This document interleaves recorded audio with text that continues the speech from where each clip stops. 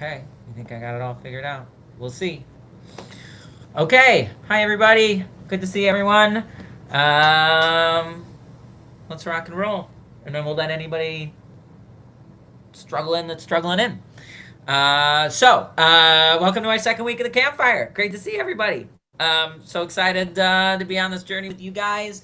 We are going to, we will start with quick intros. I'll set the stage, then we'll start with quick intros. Then we'll go into our spark for today. Um, I'm actually gonna tease out something. Um, well, I'm deciding between two things, and I'll decide it while you guys are introing, and then we'll move into the hot seat, just like last time. So why don't we do it this way? I'm gonna have everybody that was here last time do a quick intro first. So maybe like a 30-second kind of deal, name, and then just what you're here working on, right? And it can be something specific or something more general.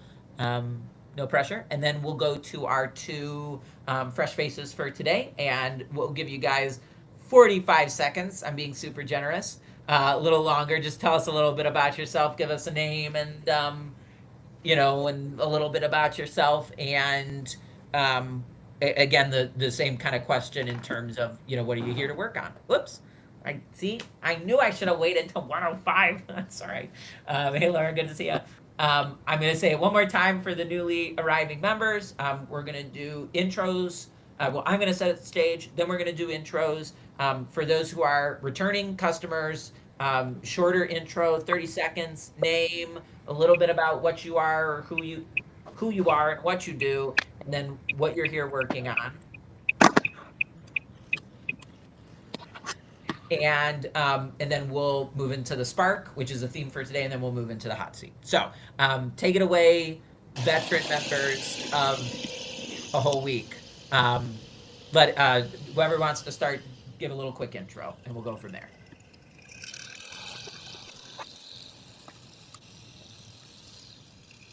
Hi everyone, my name is Liz Burr. Um, I am a returning member for week 2.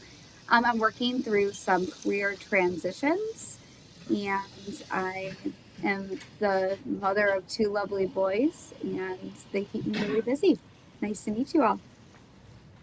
Good to have you back, Liz.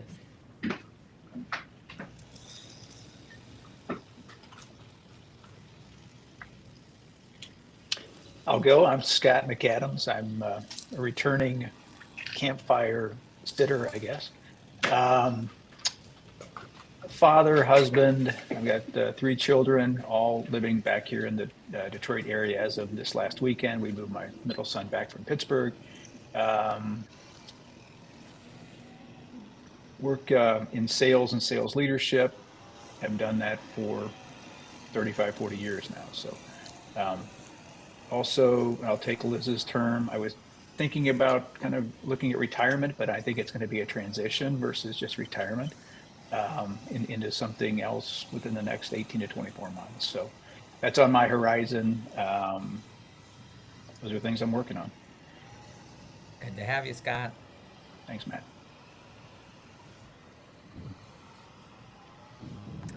Hi, I'm Hava Roussel. I work in education. I'm a behavioral coach, so I work with kids who are falling behind to help give them some structure.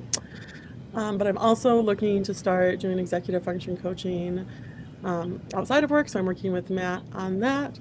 And then I also direct, perform, and act in improv stuff, so I like to think I'm a leader in that space too. So I kind of want to join applied theater and coaching together into a new venture. So that is me. Thank you. Good to have you, Hava.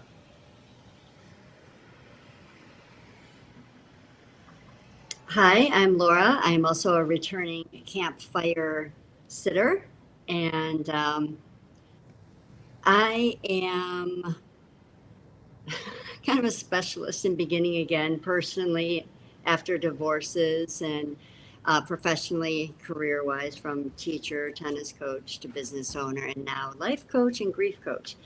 So yeah, that's a little bit about me. And just a heads up, I may have to jump off because I have a plumber coming and I don't know when they will be here. So if I disappear, you all will know why. Thanks. Good to see you, Laura.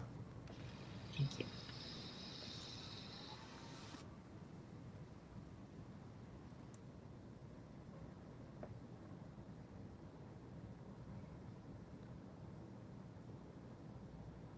Hey, Mindy, you're our last returning individual if you want to do a quick check-in, and then we'll go to the new folks.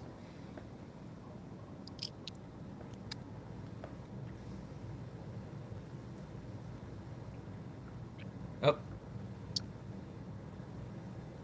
Mindy, can you hear us?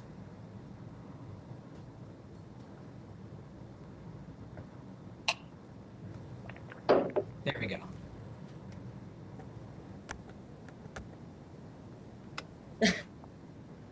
I can't tell if you hear me or not. We can hear you now. You were muted, but now you're you hear me? unmuted. Yep, Hello. we can hear you. I couldn't get it to unmute. I don't know what the problem was. I kept hitting the button. And I couldn't Okay. see myself, and then I realized I was under Alexander. Anyways, hi, I'm Mindy. I'm a returning Campfire participant flame. I'm a psychotherapist, Reiki master, and spiritual coach. Great to have you back, Mindy. Good to see you. Okay, so new members. So we've got Adam, we've got Ryan, we've got, and two that are hidden for me that I can't fully see. We've got Lindsay and we've got Ying. So if you guys want to intro yourselves, give us your name, tell us a little bit about yourself, a little bit about work, a little bit about family, including sort of like, your sort of leadership or what that looks like in your life. And what you are bringing to the campfire, which you're here to work on, which could be a today thing or it could be a larger scale thing. So any of y'all, Adam, Ryan, Ying, or Lindsay, feel free to kick us off. I'll go first. Awesome. You hear me okay? Hear you great. Hey, hi everyone. I am Adam, father of two boys. I am a software engineer by trade. My career path was kind of ascended the corporate ladder to the VP of whatever. Didn't like that life, so I've since pivoted to more of a subject matter expert role, and I'm loving that. And I'm here mostly out of curiosity. I've been working from home since COVID, so I've really felt like a desperate loss of human connection in my life. So just really trying to like reconnect with people. And I'm at a co-working space today. I just can't do the at-home thing anymore. And I really want to put my leadership gift towards my personal community, like my friends, my family, and my church group. So yeah, just here to learn and be curious, and honored to be here. Thank you all. Good to have you. I can happily report that Adam has been doing that. So Adam is his kid is friends with one of my kids, and Adam has been a incredible leader, and I appreciate everything you've done. So glad you're here with us, Adam. Thanks for being here. Who's up next? I can go next. Oh, sorry. No, ladies first. Okay, thank you. Hello, this is Ying. I'm an engineer. I know Matt from his presentation in the school. I have 4 kids.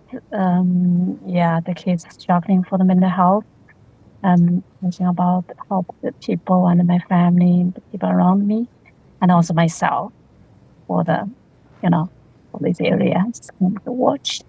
Sometimes maybe I have to take off a little bit, my camera off. Nice to meet you all. I appreciate Matt gave me opportunity to join the campfire. First time. Thank you. Glad to have you, Ying. Thanks for being here. All right, Ryan, take it away. I'm Ryan Abriel. I have 2 kids of my own as well, 2 boys. I've met Matt over the last couple of months. I recently published my first and maybe only book a few months back as it relates to mental health and things of that nature. And through that journey, I've met Matt.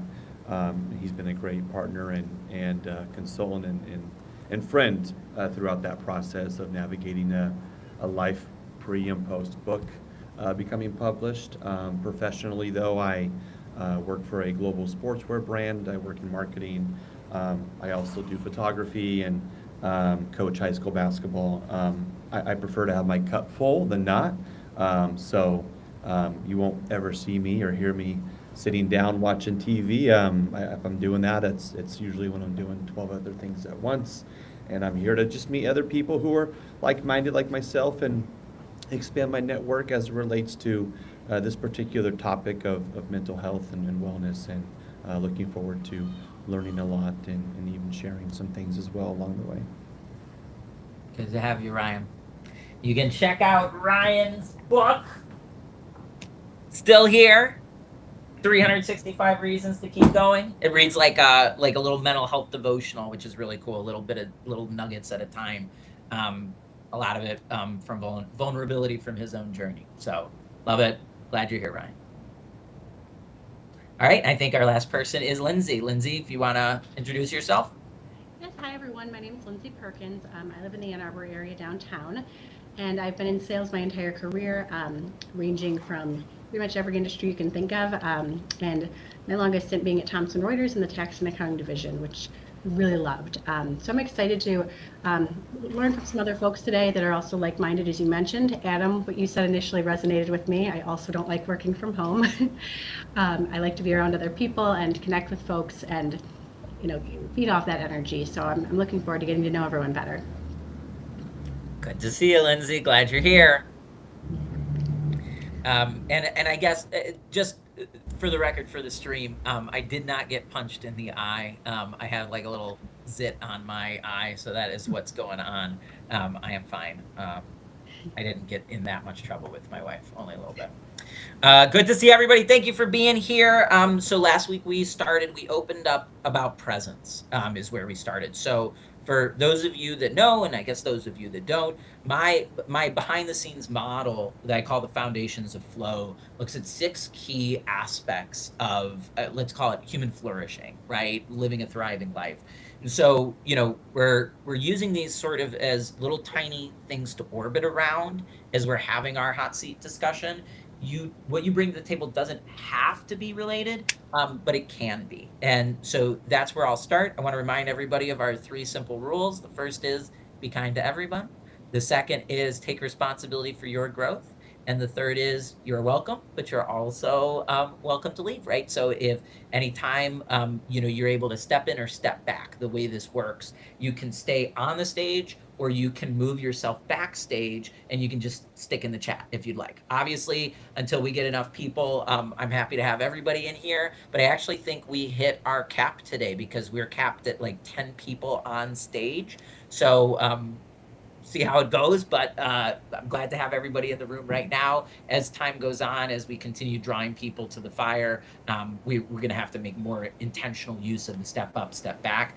While I am sharing the spark, if anybody wants to be on the hot seat today, I would ask that you please go into the chat and type hot seat, and that way we'll have a list of the people that want to step up today that have something to share. I would obviously invite the people that are here the first time, if you have something that you want to share, feel free to, don't feel bashful about it, but also if you want to kind of sit back and get a sense for the vibe, that's totally okay too. Gentle reminder, this is not supposed to be the deepest, darkest, most, trauma-filled stuff. This is more about the challenges that we're navigating on a daily basis and the patterns that we're seeing, especially in our leadership or in our desire to build into flow state. And then, I have more private groups for the deeper, darker stuff. If you're so interested, you can always let me know. So today, we're going to extend off of our conversation on presence. We were talking about that last time.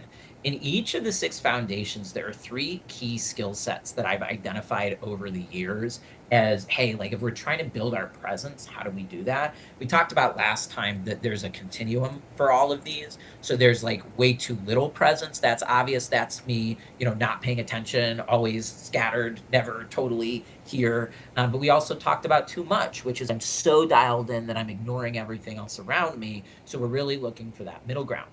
One of the first intentional skills in presence is what's called awareness. And awareness is sort of understanding how our consciousness works. And I always try to break it down really simply into 3 steps. The first, and I'll identify them and explain each. There's perception, there's interpretation, and there's response. Okay, so perception is when we're taking in information from the outside world. So I always give the example, I'm walking down the street and I see a black dog. Okay, what's the perception? The perception is there is a dog. It is black. I am on the street. The things that I can see, taste, smell, touch, hear, right? That is my perception, the information I'm taking in. From there, we move into step 2 very quickly, which is called interpretation, in which I qualify that information based on my past experience. So if Adam was bit by a dog as a kid and I had 3 dogs that I loved as a kid, we're going to see that black dog and I'm going to say, oh, yay, dog, I want to pet him. And Adam's going to say, ah, dog, and move to the other side of the street, right? So what's important here is that it's the same dog. It's the same situation. But because of our interpretation, our experience changes. Most likely, then that leads to a particular response. As I shared, my response is I go and pet the dog. Adam's is he runs away from the dog. And what that does is it creates what's called a confirmation loop. We both walk away from the situation, conditioning the story into our head. So I walk away going, oh, yay, I love dogs. Dogs are all great, right? And Adam walks away going, oh, good, I avoided another dog, right? Another day safe from the canine menace. And either way, we end up confirming what we believe is true, right? So Adam walks away feeling dogs are more dangerous. I walk away feeling dogs are awesome. And the reality is that then becomes the reality that we live. So obviously, we're not here to talk about dogs, but what we are here to talk about is the areas in which our interpretations make it difficult for us to be present. This can be small things. Like we sit down at the end of the night, me and my wife, we sit down on the couch and she says, there's this TV show I want to watch. And I go, I don't like it. That looks bad, right? Or, whatever, right? And I form a judgment, I shut it down. Well, now I'm not present. Now I'm not engaged. And I don't really know. I haven't seen the show, right? Or it can be something much more, like middle of the road, something a little more distressing, right? Whether it's like my kid asking me for something or, something going on, right? And I shut it down because it's emotionally overwhelming, or I have a rule from my past that says he can't have that or can't do that. I've gotten a bit harsh with kicking balls in my house because he kicked over this beautiful, gorgeous little art piece that I had that's dead now. So I've been a little more, you're going to see a bigger reaction from me, right? So that's the interpretation. Or it can be really big things, really difficult things. So what I want us to be aware of is as we're going through today, what interpretations are making it difficult for us to be present? What stories are we telling ourselves about challenging situations that make it difficult for us to engage? So that's where we're going to go today. Like I said, you can step up to the hot seat with something that's specific to that, or something that's more general you wanted to bring in the room. The way the hot seat works is you'll step up, you'll be the center of stage for a couple of minutes, share the challenge you're working on. It can be something continued from last week, or it could be something new. We'll get a little feedback from the group. We're going to try not to give like a ton of advice. It's not necessarily, hey, you should do it this way. There may be moments where that's appropriate, but in general, we're trying to give support. And most importantly, we're trying to share what we can identify with, right? So if there's a challenge that somebody's sharing and you're like, oh, I totally get that. That looked like X, Y, or Z for me. And then it may or may not be helpful to share, I navigated it like this. That's kind of what we're looking for, rather than, oh, you should just do it this way. What I will tend to do then at the end is I will tend to jump in. I'll try to share the sort of principle or something I'm taking away from the conversation. Again, I'll try to avoid saying you should do this. And then we'll move on to the next person. So I don't see anything in the chat, which doesn't tell me nobody has anything to share. It just tells me everybody is super polite and deferential, wants to make sure everybody gets a turn. So I will encourage whoever's ready to step up to the hot seat, talk to me about a challenge that one of you are having being present. And again, we can pick up where we left off last week. But I certainly would encourage those of us who haven't taken time on the hot seat yet to feel free to step up. But then we'll pick on you if nobody does. So who would like to step up today?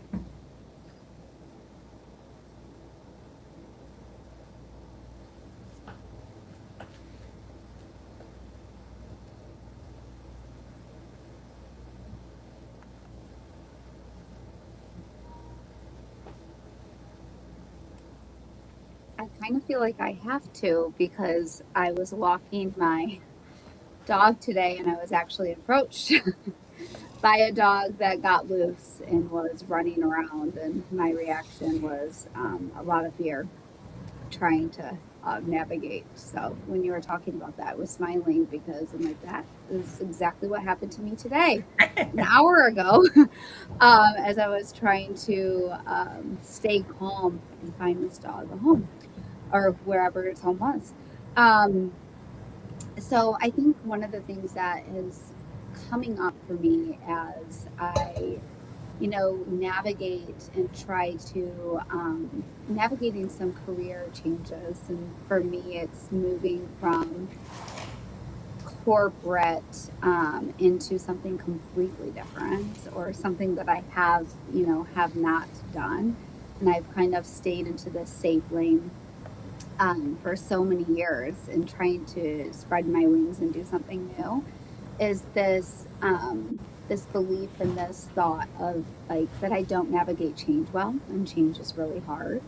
And so with that, I see myself just moving back into the comfort zone and into what I'm doing, because that is known, and that change is something I can't manage, or that I struggle to manage just based on some limiting beliefs and some past experiences. So just something that I feel like I kind of teeter with and pulls me out of pushing forward and into the presence of what I'm truly creating, is some of these underlying fears or limiting beliefs.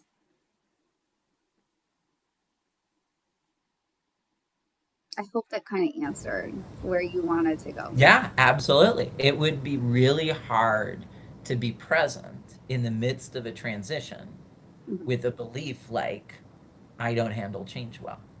Yes. Does anybody identify with that kind of belief, or navigating a similar transition that has any feedback for Liz there?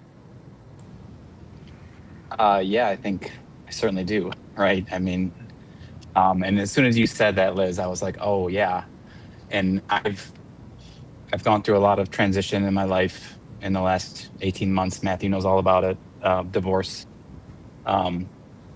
And that feeling, I've had to train myself to fall in love with that feeling of being uncomfortable. Because if you can have that mindset, when I train myself to have that mindset, it's like I know that's when the growth is coming. If I'm feeling uncomfortable, if I'm feeling like I'm living at my edge, like that's you're gonna, you're just on the envelope of like emerging as a stronger version of yourself. So I do just encourage you to try to sit and be grateful for your discomfort, as strangely as that advice may sound, because it means you're on the cusp of growth. Adam, what was helpful for you, either in the beginning or in the middle, either shifting into that mindset or moving into that mindset? Because I think we all know what you're talking about, but what was it like for you to be able to internalize that? Great question. I'm on the spot now. So what was it? I think I just, I went through a very profound spiritual and awakening in my life. And I guess what comes to my mind is like how I kind of put that thought together was I read this book called The Untethered Soul. My favorite. Which really talks about that, and like releasing your thoughts and knowing that all these things going on in your mind aren't really the real you. So, I mean, that's what I think that book unlocked some of the things that I was moving towards innately, but it helped me to be able to articulate them and express them. So, I mean, I think, back to your question, Matt, I think it was just like that feeling that I was finally getting real connections with humans again, and that I had after having so little human connection after COVID, and that I finally had a support group, and those people in my life were like, "Yeah, Adam, go for it. Like you are great. You can do these things." So it's a combination of just that community, and then reading some really timely books at the right moment in your life that help you unlock some things in your mind that you know you wish you knew 20 years ago, but everything happens exactly as it should. So I'll I'll give my time back to the floor. Just real, and I don't want to interrupt the flow of the conversation if anybody wants to keep going, but real quick, who else in here has read The Untethered Soul? Who's familiar? It's my Oh, favorite. okay. Yeah, Mindy. Okay, cool. Yeah, I recommend it deeply. The quick little nugget is that we think that the voice in our head, that the things that we think is who we are, and then he's going to talk about it differently, but the language I use is that's just a part of you. And there's a part of you that was necessary for certain things, like to succeed in school, right? But it's not necessarily the part of you that's really good at taking on change.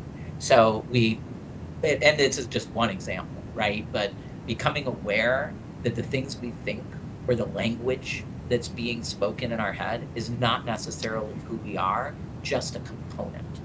And I don't encourage us fighting against it, because I think that creates a new additional problem, but more just being able to witness and see it for what it is. The same way I don't take my 8-year-old's thoughts, every single one isn't the most serious thing in the world, right? It's okay to just listen to him talking about some stuff and go, yeah, buddy, that sounds cool. Okay, bud, and without needing to immediately jump on the fact that cows have 8 toes and we need to do something about that, right? So I definitely recommend a reading if anybody's interested. But I think this sort of just deepens the conversation around that interpretation in our head, right? So the language that Liz is hearing that's saying, you're no good at change, that's part of what we're trying to change our relationship with. So yeah, any other feedback for Liz or off of what Adam was saying?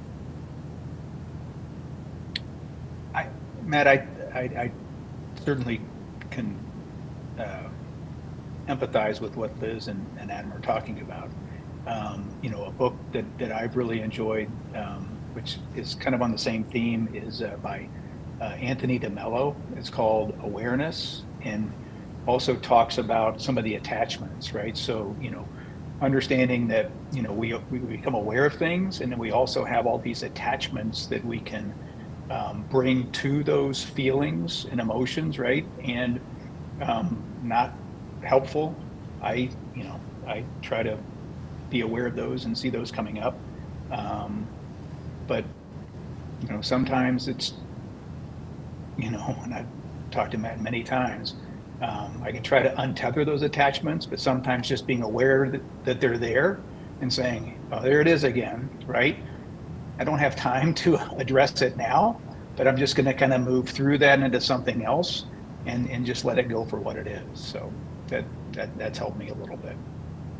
I'm going to constantly ask you guys, and so hopefully I'll just train you into doing it automatically. I love the abstract, but I also love the specifics. So Scott, would you be willing to share an example of an attachment? It doesn't have to be super deep. I'm just, if you illustrate to us an example, that would be super awesome. I think kind of going back to what we talked about last week, I think I have an attachment to the thought or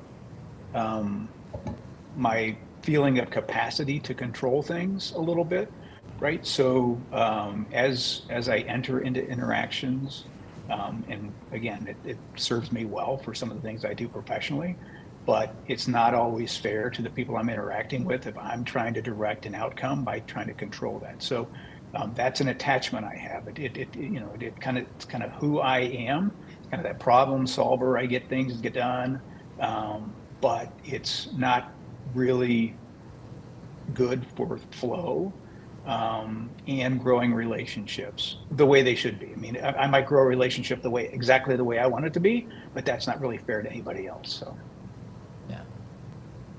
Thanks for the example. Yeah, I think what's worth saying, right, is that a type of intense interpretation would be an attachment, right? Like that I need this, or I am this, or this has to be this way, or anything like that, right? And usually that's a past version of ourselves, or past experience, or something we thought we needed. And there's validity to that, because we needed that in order to X, Y, and Z.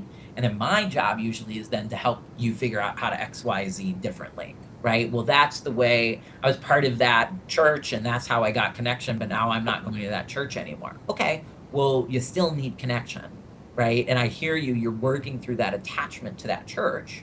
Let's figure out how to find that connection in a different way for you. So we want to get past the interpretation, get past the attachment, and into the need, right? So, my silly example with the dog, right? Adam's need is safety, and my need is connection. And we could get it from the dog or not, right? But there's also other ways to build that. So, yeah, great, Scott. Thanks so much.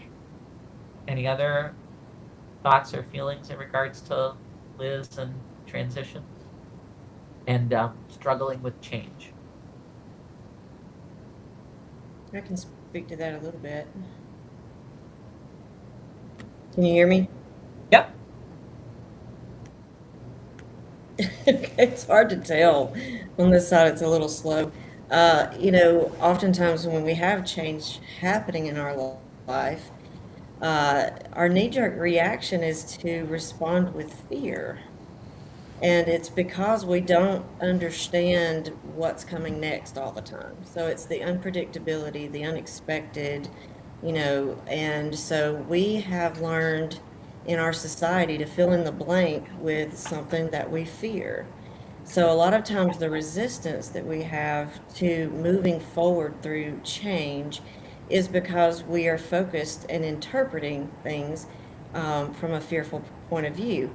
Oftentimes what I do with my clients is I say, okay, tell me the worst case scenario. Okay, go worse than that. One more time worse than that. And then I say, let's go to the opposite end of the spectrum. What could go well? Okay, what could be even better? And one more time, what could be even better than that? So being able to challenge those thoughts by going to the opposite extreme brings you to the truth that's usually somewhere in the middle. Yeah, it's really good, Mindy. I think, we'll probably spend a lot of time talking about fear, because that is, at the end of the day, it's either fear or love kind of thing. I think, a couple of comments. First is, one of the things I really like about the Untethered Soul is they talk about the idea that we've assigned to our brain this job of preventing any bad thing from happening ever. And what an exhausting and inappropriate task to give your poor little brain, right? That can't possibly compute or understand all of the information necessary to do that. And so we're constantly over discovering possible negative scenarios and avoiding them and spending pointless energy on that. And then something bad does happen and we couldn't have anticipated it. Now we're beating ourselves up because our brain didn't do the job it was supposed to do. And it's like, wow, so we're never going to win, because that's just not a job the brain can do. And so I love Mindy's idea of I especially I like getting people to lean into the worst case. And I love the idea of trying to get them to lean into the best case, because often we don't spend time sitting there coming up with the best things that could happen. What I really love is really trying to build capacity and capability, right? Such that it's okay, say the worst thing happened, right? And it probably won't, and it very much won't. But how would I navigate that? How would I handle that? So I can get a sense of that rather than trying to fight it or dispute it. because I think the more we fight the fear, the more it grows. And so I think there's no one right way. There's all of these different, pieces and parts, and hopefully the goal in sharing all of this stuff is always like each of you takes away one thing today. Where you grab that one thing from Mindy, and that's your thing to focus on during the week, or you really like what Scott said, and that's something to think and feel. So don't try to get all of this. Work on really just what resonates the most to you. But yeah, fear of change, man. Old as time, right? Anybody else want to jump in on that, or we can cycle? Actually, it's probably good. I'm going to be judicious and try to get somebody else on the hot seat. But if you want to continue off the conversation and that to be your hot seat, you're more than welcome to do that. I think trying to like glob a bunch of that together, it's like, okay, so Liz has this identity, right? And this identity that she's attached to that causes an interpretation is I'm bad with change. Right. And on some level, that is doing work to protect us. But on another level, it's keeping us from our expansion, from the next step, from something bigger, from something greater. So we just want to be aware of that. And I think we all have attachments to particular identities. I certainly do, so it's just something to be aware of. I don't think it's something to defeat. I think it's just something to continue to navigate. So thank you, Liz, and thank you for everybody that shared. I'm trying to, what I'm trying to do in my head is keep these hot seats 10-ish minutes, but the biggest goal, of course, is to create the conversation in the community and those moments where we're identifying with each other's experience. So who else wanted to step up? Who had something they wanted to share? Or get feedback on?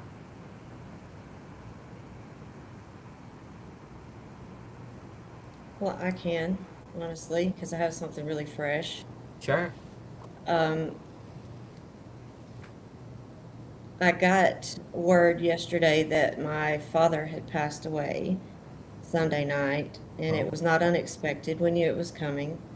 I just turned 50 in June, and I spoke with him via FaceTime on my birthday, and it was the first time he didn't recognize me. So I pre-grieved in a way. And when I got the news yesterday, some of my friends and my son even were surprised that I wasn't crying, that I wasn't really upset about it. And I had this moment where I questioned that, and I said, is it okay that I am not upset? Yes, of course, there's some sadness there, but can I give myself permission, right, to do it my way? Can I give permission to say I can hold relief for him and grief for me at the same time? And the answer is yes. I do believe we can do that at the same time. I did something very similar when my mom passed away last year. So one of the thoughts I had that just kind of brought me back to almost a neutral state was, and it sounds silly, but is this what an orphan feels like? And I had to sit with that. I really had to sit with that and not ignore any feelings that came up with that. So I thought I'd throw that out there. Thank you for your openness. Yeah, that's a big transition for sure. Can anybody identify with what Mindy is feeling through?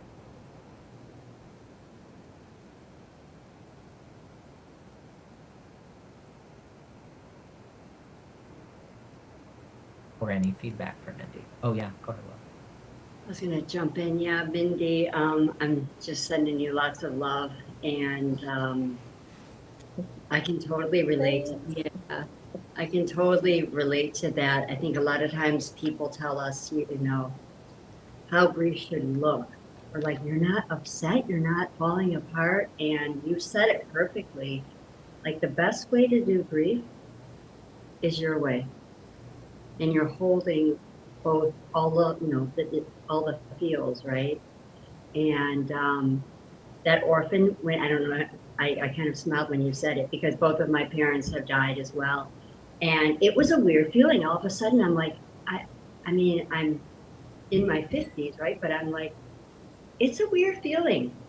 For me, it was very weird, like that both of my parents are not here in their physical bodies. I'm like, I told my friend, I'm like, I'm an orphan now. It feels really weird. So yeah, thank you for sharing that.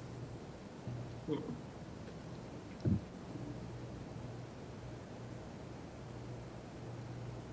Laura, I'll just poke you a little because you've been doing a lot of work kind of in your professional realm around grief stuff and transitions and all of that. Any like little nugget that pops to mind that you think is meaningful here? I mean,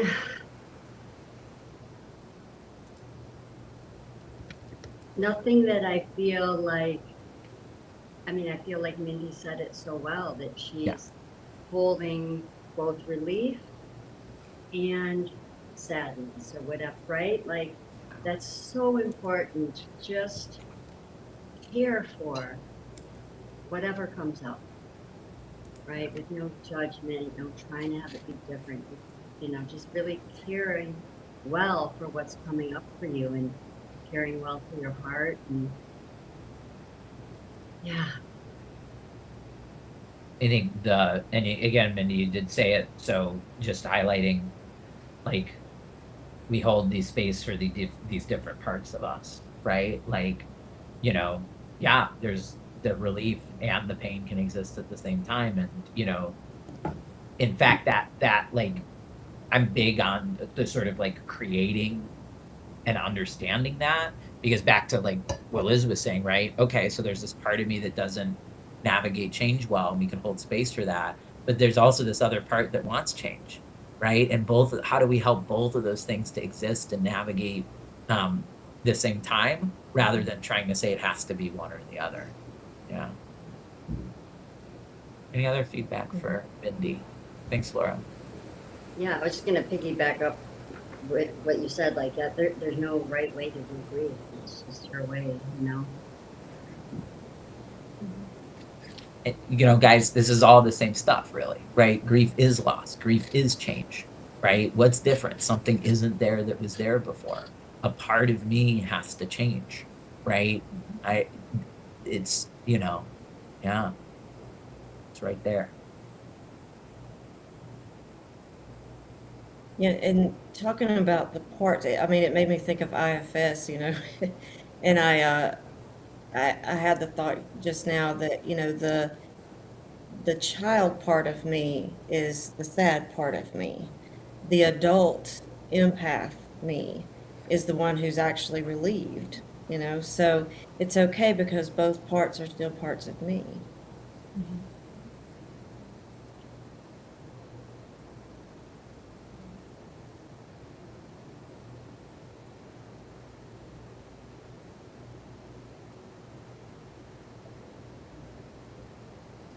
So yeah, any other feedback, or what else are we grieving, team?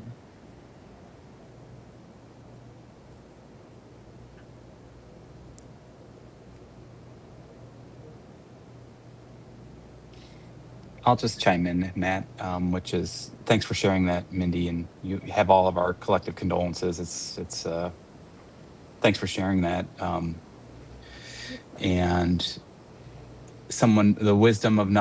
the nugget of wisdom that someone gave me long ago was just, healing and grieving is not a linear process, right? And I know in my experience, like when something tragic happens in my life, I tend to just not be emotional about it at all and just kind of manage the crisis. And then, sometimes several weeks, months, years later is when the waves of grief start happening. And it's just being comfortable with how you grieve. And it sounds like you just have a really healthy way of dealing with it. So kudos to you. And just wanted to share some of my thoughts since Matt's asking us to share. So that's what I got. I think, Mindy, I'll go ahead. I'll just echo what Adam and Laura had said. So sorry for your loss. And, I can identify a little bit with your pre-grieving. My father, who's still alive, he's 92, but, he's had significant mental decline. So he's still there, but the memories and the conversations, and kind of that history that we've slowly lost that. So it is a different relationship. So I'm so sorry that you had that loss. And just Adam, what you're talking about, kind of dealing with those things. I was with someone this morning, and he used the expression, kind of dancing between the raindrops, right? So there's going to be a lot of stuff there, and just kind of trying to find that little moment where maybe the sun's shining, or you're just not getting all wet, and just celebrate that. So easier said for me than for you, but we're sorry for your loss. Yeah, I appreciate, Mindy, you sharing and your vulnerability. I am being here in the midst of that. My hope, as I've said, and I'll keep repeating, is that, so many of us, we're leaders, we're helpers, we're healers, we're parents. I think I tend to get more and more clear that I work with people that everybody else depends on. And so coming into the space as the people that everybody else are depending on, number one, being able to have a space we can come to unload, and number two, a space where we can be seen and supported, right? That's my goal in creating this, a space for, leaders who can feel that support. So appreciate you being here, even though you just are working through something big like that, Mindy. And I know that, meanwhile, your life is still going on, and you're helping your clients, and you're serving, and it's that track in the back of your mind as you're going through all of that. And I know that can be a lot. So here to support.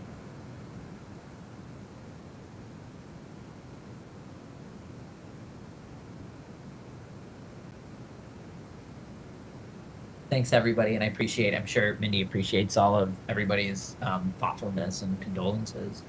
And again, anybody who wants to jump in, feel free. But I'm trying to be. Thank you. Go ahead. No, I was saying thank you. I've got a delay here, so like getting my mic unmuted was a challenge. Yeah. No sweat, Mindy. Glad you're here. Thanks for sharing.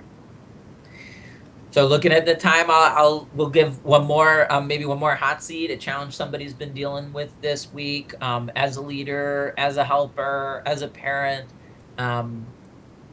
who has something that they wanted to share, that they've been either struggling with or working through.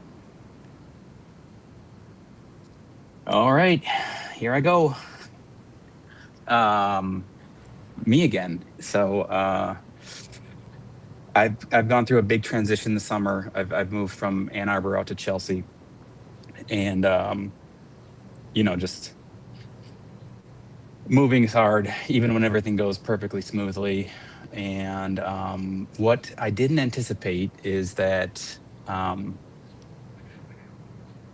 when I was, now that my divorce is final, and there's days when I don't have my children, I'm in one of these scenarios where in my mind, I thought, it's going to be nice to have these days without my boys so that I can do these things I want to do and just live like, go out, have fun, socialize. Now let's transition to the reality of my current situation where I'm, just feeling a lot of anxiety, feeling a lot of loneliness, feeling shame, even, just like waves of discomfort,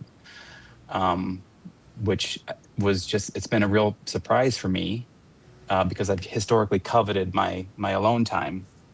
And so I've been praying on it a lot, meditating and talking with people. And I think I've kind of settled on that I'm okay that I'm not okay right now. I think I've just gone through so much in my life in the last 12 months that it's probably, it's definitely appropriate that I'm not okay. So yeah, that's and so the last couple weeks have a little more stable. I did join the co-working space about a month ago. That's helped. But just, yeah, that's just kind of like those days without my children. It's just really tough right now. And I think I'm using them as a crutch to kind of, when I have them, it's like I'm busy. They have all these needs. We're going to the pool. We got camps and all this. And so it's that time when it's like, oh, it's just you now and your thoughts. And, even with all the tools in my toolbox, like the untethered soul and great friend support, just still sitting in the reality of kind of the state of my life. So, thank you for letting me. I find just sharing the story helps. That's just part of the healing. So, thank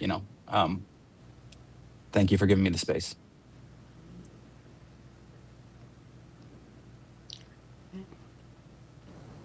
I was saying things, but I was muted. Yeah, of course, Adam. Thank you for sharing. Anybody, any feedback for Adam, or anybody can identify with what Adam's going through? I can. Someone said something to me that kind of changed my perspective on where I was at in my life when I was going through my divorce. And it was a big, my whole world was turned upside down. And this new neighbor said, "Congratulations, Lindsay." And she just yelled at me from across the street when I had been asked by another neighbor, "Oh, are you and your husband moving in here?" "No, it's just me. I'm going through a divorce right now." And there was this feeling of shame or other, or just I always had to reassure people.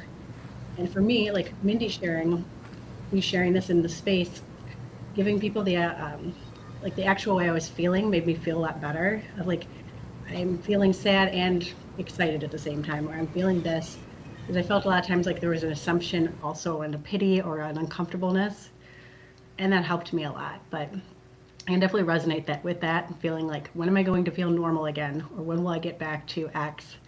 But you had mentioned earlier feeling grateful for that uncomfortable portion, which is something that's hard to do, but looking at it that way and reframing, I always think of Ruth saying, "Congratulations." Okay, maybe I could see this differently.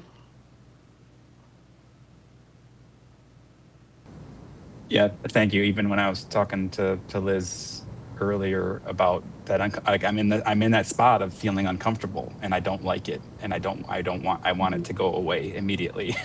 And it's been more intense than I felt in a long time. And so just kind of your mind starts racing and trying to make it all better, right, Matt? And it doesn't. And just trying to be aware of those thoughts. And I feel you on that. There is that I've had people congratulate me as well, Lindsay, for being brave enough to make the change in my life. Something wasn't working out, and there's no shame in I tried something, it didn't work out, and so we made a choice to move on to something new. And so I do just thank you for the encouragement. I want to, I think I'm going to try to tie some of this all together as we move out into the world. I'll do the academic thing and then the emotional thing. I guess they're both emotional. The reality is that people that struggle with presence, the reason always is because of the thing we don't want to feel. Right? Whatever it is in this moment, it's something we don't want to feel, right? Maybe, for me, boredom is a big challenge, right? With my kids, I feel bored. Or it's the feeling of not knowing what to do. Or it's the feeling of, what we're talking about today, right? Change, transition. And, the hard part is, all of the tools come back to the fact sooner or later that there is no secret, that this is just feel it, right? That really it's understanding how many tools we built up over the years that's job was to help us avoid these things. And so there's just a backlog, right? And the more we can find the small moments to just allow it to move through us, you don't need to fix it. You don't need to stop it. I know it sounds ridiculous, but it's just lay down in bed for a little while and let it move through you. And if you're struggling to let it move through you, that's totally fine. That's totally normal. Come here, do individual work, all of that. We learn how to get better engaging in it. And it's as a young man who is constantly told, focus, pay attention, be present, right? That you can't force yourself into presence. I believe that presence is the natural result of untangling ourselves from all of these interpretations, right? And so, any of these situations where, going through a divorce, we're losing a parent, we're changing a job, where something's changing in our lives, right? The process of grieving and letting go of the old thing is the process of letting go of what once upon a time was keeping us safe, that now may not be, or may now be holding us back. And it's hard, and it's yucky, and it's messy, and I'm happy to tell you about all my ugly cries that I had the past couple of months. And it's so important, because what it means is becoming more present, connecting with ourselves more, and taking back our power that we might have given away to these external circumstances, right? That said, I need this person or this situation or this thing to be the way that it needs to be. And so underneath that may be a sense of confusion or sadness or fear or powerlessness or any of these messy, yucky things that we spent our lives building defense mechanisms to avoid, when the reality is we are strong enough, we are powerful enough to face those feelings, to heal through those things, rather than trying to build a bunch of weird machinations to distance ourselves from that. And so we got to go, so I'll tie this all together. I'm just so deeply grateful you all are here. This is exactly what I'm trying to build, this space where, we can connect around these things. We're out there, we're trying to lead, we're trying to make a difference, we're trying to make an impact, and we all need a place where we can come to just recognize the shared truth of the challenges that come with crisis, that come with change, that come with pressure, with stress, with taking on something new, with building something meaningful to us. So I'm so grateful you guys are here and sharing with each other, and I hope these points of connection and feeling seen, I hope they felt even more important than any little anecdote that we took away. Now, I would encourage you to grab an anecdote. I would encourage you to grab a little, like, what is helpful for me here. But more importantly, I find that really what I'm trying to create is a space for people that have been able to see others deeply, but have not always found the ability to be seen as deeply as they're hoping they can be. And that's my goal. So I know each of you in different ways have been able to see and support each other. And I'm hoping you can find the same. So thank you guys for being here. I will look forward to seeing everybody at the campfire next week. Pull up a stump, share your heart, and just proud to be building this community with you guys. So thank you guys for your openness and vulnerability, and for being here to support each other. I look forward to the community we're building, and see you guys next week. Bye, everybody. Everyone. Thank you. Thank you.